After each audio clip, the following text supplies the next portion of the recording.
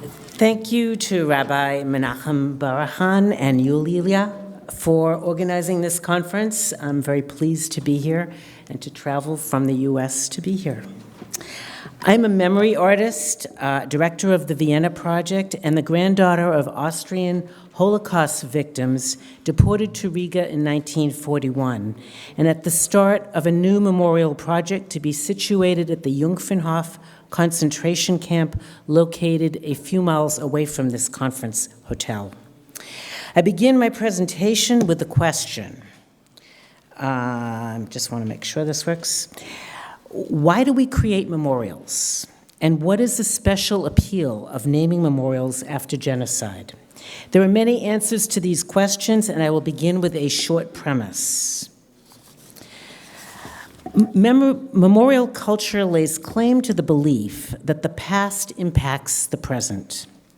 I come to Riga with a modest plan to create an inventive and imaginative memorial project that reveals the history of a particular camp in operation between 1941 and 1943. Building partnerships with Latvians, Austrians, and Germans, I hope to create a shared and meaningful experience of engagement that links rigorously researched Holocaust history with memory as an enlivened art form. With that said, memory about crimes against humanity takes time to unfold. First, it takes time to forget, and then it takes time to remember. The Vienna Project's byline, "What happens when we forget to remember?"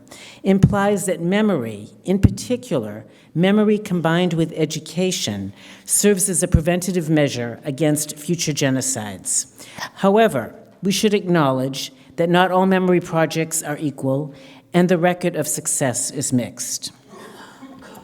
The Holocaust memory boom went into high gear in the early 90s after the Berlin Wall was taken down, and Berlin was identified as the nation's new capital. Memory became part of an integration project in an effort to integrate the East with the West. Holocaust memorials also mushroomed in the US in a parallel fashion. The Holocaust Museum in Washington, D.C. began as an idea in 1978 under the Carter administration and became a reality in 1993 under the Clinton administration. We have learned a great deal about memorialization as an art form over the last 30 years. Some historians would say that the incidence of genocide has dropped, but is certainly not eradicated. We must also acknowledge that Holocaust education has not prevented the latest wave of nationalism spreading across Europe, and also to South America, Australia, the UK, and the US. Despite claims of a robust Holocaust education program in Germany and Austria, the latest Claims Conference survey, which many of you might be familiar with, was just issued. A report card in 2019 focused on Austria with implications for all countries. That general knowledge about the Holocaust is remarkably low and often distorted. Austrian survey respondents thought that fewer than 1 million Jews were murdered during the Holocaust, and thought that there were many Austrian citizens who aided and rescued Austrian Jews during the war.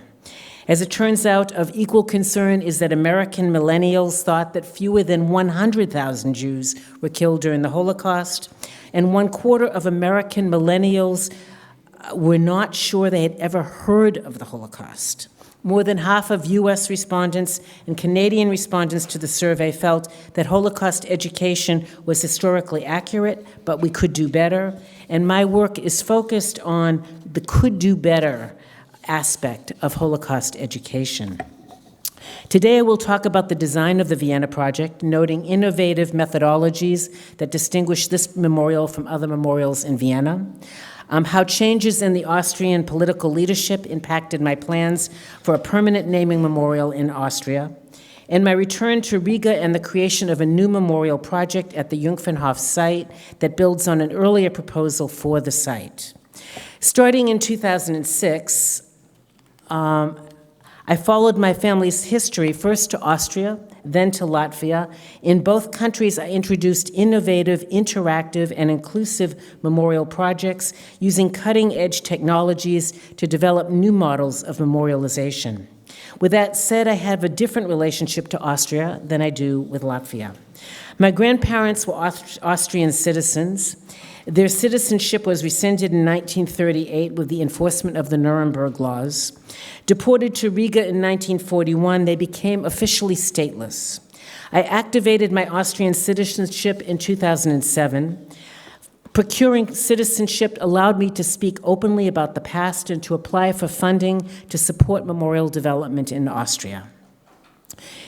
In Riga, parallel to my grandparents' status, I represent a displaced voice. My right to speak in Latvia rests solely on my grandparents' history and on my own record of achievement as an international memory artist speaking to international audiences. Naming memorials have emerged in recent years as a particularly appealing genre of memorial culture designed to bear witness to the dead. Names are perceived as democratizing symbols, which Erica Doss refers to as the building blocks of the modern historical narrative. Victim names are often inscribed into stone, conveying a sense of endurance, unity, and identity, defiantly counteracting feelings of erasure and anonymity accompanying genocide. The names of victims also read as a stark form of evidence, disputing competing claims of genocide denial. The Vienna Project was conceived by me and developed in 2013 as an ambitious, interactive, multimedia, year-long, temporary memorial project funded by Austria's liberal social democratic government.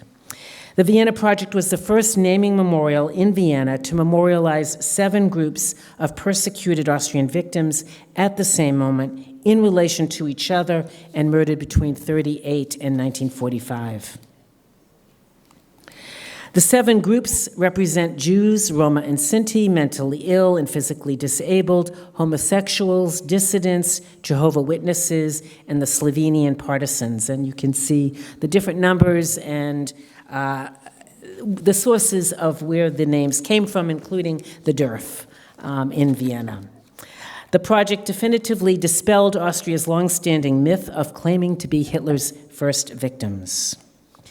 Working with a small team of Austrian historians and artists, the project began with a series of street stencils sprayed at 38 sites and institutions such as the Parliament, the University of Vienna, the Vienna State Opera, the National History Museum, Palais Rothschild, and many others that were complicit with Nazism. The sites were located in 16 districts where crimes of aggression, exclusion, and humiliation, and acts of aggression and acts of rescue representing the 7 groups took place under National Socialism. Each spray contained a link to the website. I used 26 methodologies in the Vienna Project to disrupt a static representation of memory and awaken Austrian pedestrians to the historic record. The sites were activated with 26 different methodologies. The extensive program was developed as a grassroots cooperative venture promoted primarily through social media. Over the course of 1 year, performance artists from different disciplines, art, video, poetry, dance, plus digital installations and massive reading campaigns were presented to audiences, public audiences all over the city, delivering the message that in 1938, Nazism in Austria was everywhere. The project's smartphone app, the first in Vienna to identify actual sites with Holocaust history, contained research about the sites in German and English, artist performances at each site, oral history interviews, videos of the reading marathon taking place at the sites, virtual guided tours, and Holocaust educational programming referencing the histories of the 7 groups. I was most proud of organizing the reading marathon. I was able to activate 23 sites with student readers, and the students appeared on time at the designated sites to read letters from victims and in the rain to random passers-by. And it was quite a successful event. The closing ceremonies occurred at the National Library at the Hofburg Palace. A wind quartet from the Vienna Philharmonic played music composed by exiled musicians.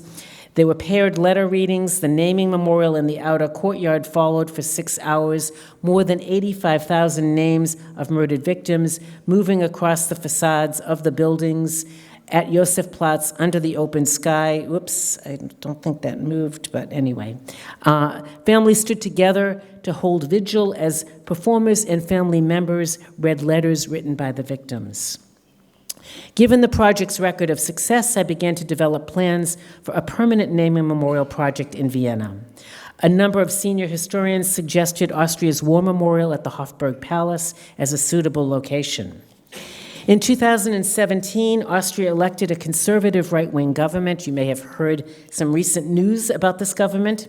Standing in the courtyard of the Hofburg Palace on March 15th in 2018, a few feet away from the balcony where Hitler delivered his infamous speech about Austria's annexation into Greater Germany, I watched the new Chancellor Sebastian Kurz announce plans for a new naming memorial to honor 66,000 Austrian Jews murdered in the Shoah. It was at this moment that Jewish memory in Vienna became overtly political, not in terms of Holocaust denial, but in the way that right-wing politicians would solicit Jewish support using Holocaust memory to discount claims of neo-Nazi affiliation. In the Chancellor's speech, he attempted to unify his base with a new trope, claiming, "We are the perpetrators and the victims," aimed at appeasing the old hardliners while inviting a new generation of Jews to join the ranks. Undaunted, I was eager to advance my ideas for a new memorial project using augmented reality and gaming technologies. I began to pursue different options, and I reached out to my contacts in Latvia to revisit an earlier planned memorial site at the Jungfernhof concentration camp. The Jungfernhof concentration camp was also known as an agricultural slave labor camp using symbolism derived from Sukkot, the harvest holiday. In 2010, I introduced an arbor of remembrance developed as a booth-like structure. At the time, the remoteness of the site and lack of funding made the proposal untenable. Today, in 2014, the site was transformed into a recreational park situated next to the Kengaragi promenade along the Daugava River. The site is now accessible by public transportation. Interest in my newest proposal, named Locker of Memory, has turned into progress. With partnerships in place, the project is advancing. I will use augmented reality software to create an interactive locker of memory. Naming memorials, the naming memorial will be situated at the camp. Using an app with name recognition software, we will provide identifying information about victims and provide animated storytelling objects representing a select number of victims' stories. In addition, I will be using gaming technologies to invigorate Holocaust educational programming that will be accessible online to international audiences. In Vienna, my work grew out of my experience of returning to Austria and noting the absence of memory on the streets of Austria. In Riga, my experience was different. I was overwhelmed by the presence of memory contained in the earth at the Jungfernhof site. Phase 1 begins with researching the site and developing geospatial technicians of the earth in search of a mass grave. I've been invited to submit an entry into the United States Holocaust Museum's set of encyclopedias, Volume 6, about camps and ghettos. My closing image is of the deportation folders to the camp. The word deportation sends shivers up my spine. My grandparents were deported to Jungfernhof. Of the 3,984 deportees from 4 different cities, only 148 persons survived. My father was expelled from Vienna in 1938. Arriving at Ellis Island in 1939, he was deported to Mexico, and from Mexico he was deported back to Europe. Miraculously and courageously, he achieved asylum in Cuba for himself and 6 other Austrian Jews. I think about today's immigrants all over the globe fleeing terror and seeking asylum. While we must be careful to not draw false equivalencies between different historic events, we must also situate the lessons of history within today's landscape of political brutality. I am finished. Thank you.